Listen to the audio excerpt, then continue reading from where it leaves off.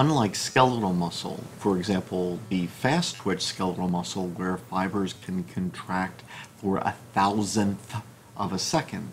the contraction of cardiac muscle is prolonged, lasting 250 times longer, 1/4 of a second.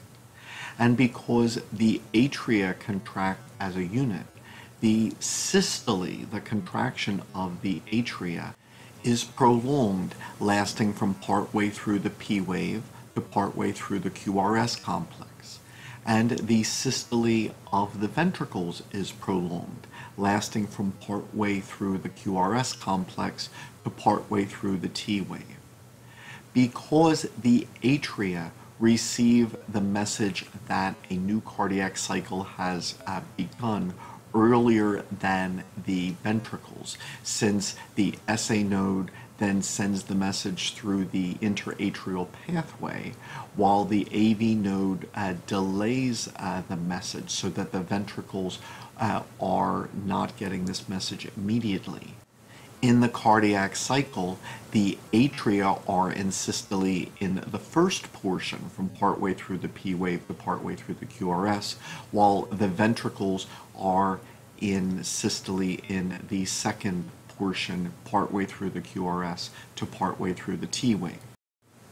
To represent this another way, which might be easy to remember, imagine that each of the chambers is represented by one of these figures, and that the right atrium child and the left atrium child can either be lounging in diastole or in the action pose on the right for systole. And in the same way, right ventricle man and left ventricle woman can either be lounging when they are in diastole or in the action pose on the right for systole.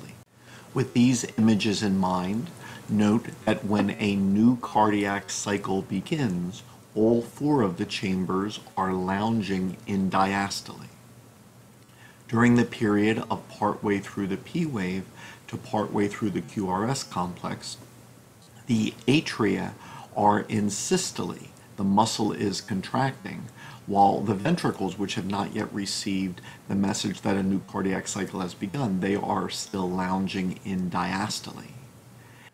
During the period of the second portion of the QRS complex into the T wave, note that the atria have returned to the lounging diastole position, while the ventricles are now in systole. This systole lasts until the T wave, at which point the ventricles return to diastole, and thus as the cardiac cycle ends, all 4 chambers are once again lounging in diastole.